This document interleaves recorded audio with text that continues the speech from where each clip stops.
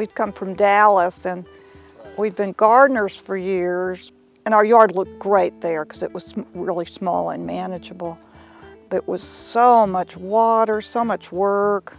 I have really enjoyed living here because it was so hot in Texas and humid and miserable with mosquitoes. And everything that you planted, it was touch and go whether it was going to live or not. And plants just love it here. And you can stick almost anything in the ground, and if the deer don't eat it, it's going to live.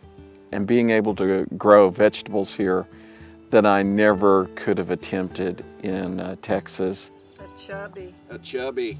When we moved here and we drove up to this place and saw the garden, we went, oh my God, and the view. But we didn't realize how old we were.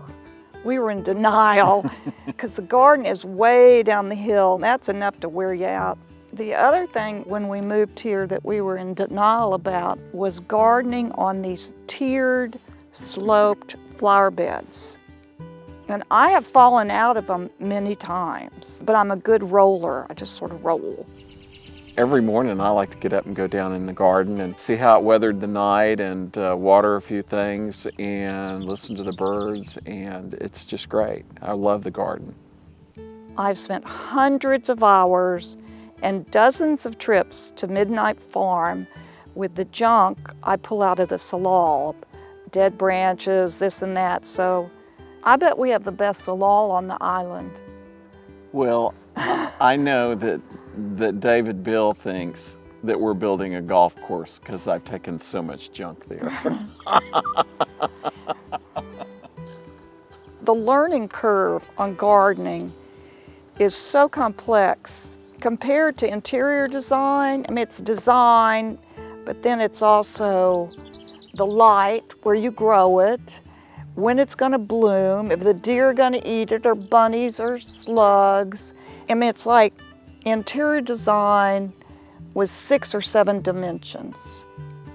You know, I thought gardening was you plant something and then you water it and take care of it, but you don't have to mess with it.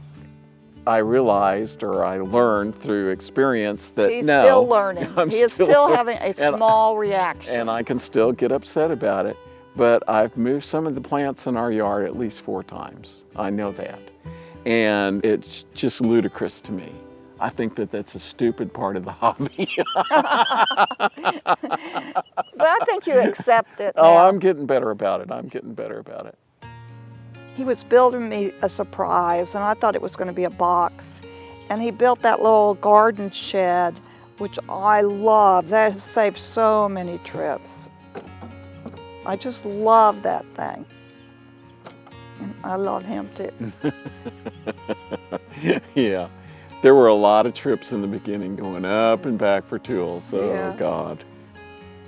All these little places have events that are sort of associated with them. But during COVID, Martha just comes into the house one day and she goes, we're going to build a trail and a garden here in the middle of this salal right here. And I'm going, whoa. And her and her sister, I mean, they got out here with, you know, all the implements of destruction and started to build this trail. And it was amazing.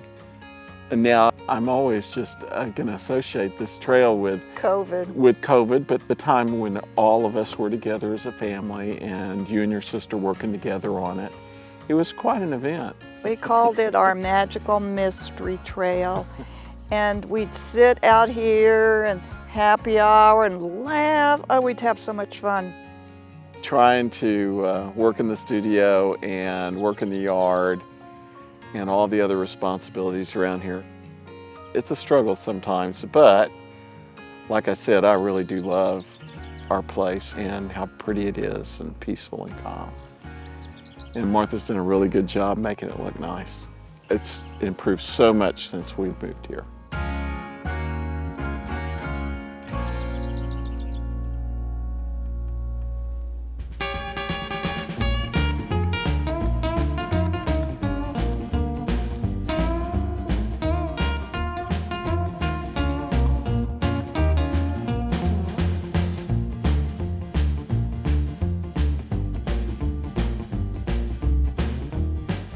I was in a corporate environment and I didn't have time to do anything creative. And when Martha and my children got older and went to college, I really had time where I could work on some things.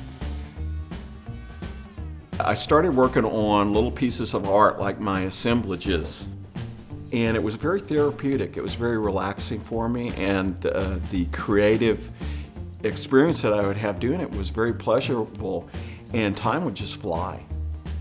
And so I just expanded on that over the years and got more and more into it. I'm the person that you go to the garage sale and I'm digging through all the boxes and I'm trying to find, interesting things that intrigue me, or, flea markets, estate sales, stuff like that. And I find something and then it builds, it sort of sparks the process, and then I pull things together. I'm sort of a hoarder of little things, and I've got a lot of bins here with a lot of different things. I didn't sell any art until I moved here in 2016, and I did the first tour here, and then I started selling things. It was like whenever I made these things, there was so much personally that I had in it, that I was really attached to it, and also the experiences that I was going through whenever I was building the piece. And so it was really hard. It was like selling a child in a way. But now I have a different attitude on it, and there are some pieces that I'm going to hang on to the rest of my life. One of the things that I'm trying to do whenever I build a piece is create an aura that you found it in a family member's attic after they passed away. And you go, what was going on here? And so that is sort of, that's why I like to weather the boxes, and it's always under glass, so it gives it a feel that it's curated in a certain way and it's protected from the passage of time.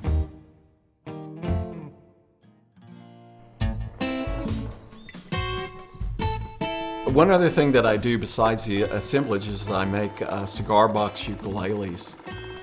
I don't know how I came upon it. I think that I was, at some shop or something, and I saw them, and I felt like that it was a great opportunity to do something different and musical.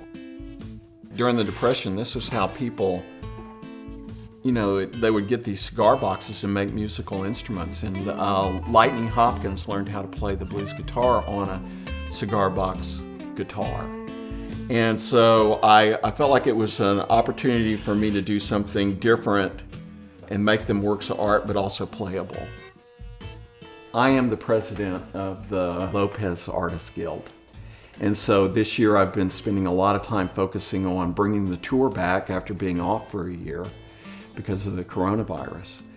And so that's what I've been focused on, and working with the board, and we're having a lot of fun because it's going to be a great tour.